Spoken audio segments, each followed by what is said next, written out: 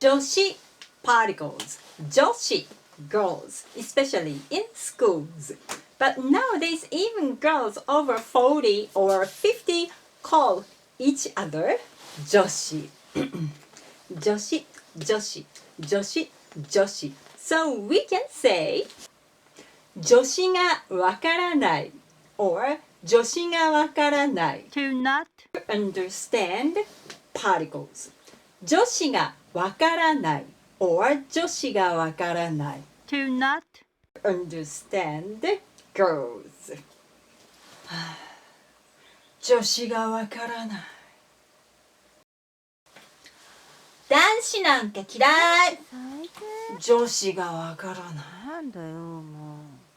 Don't worry about it too much. This is just an exercise for the Japanese speech accent. Good luck with your studies.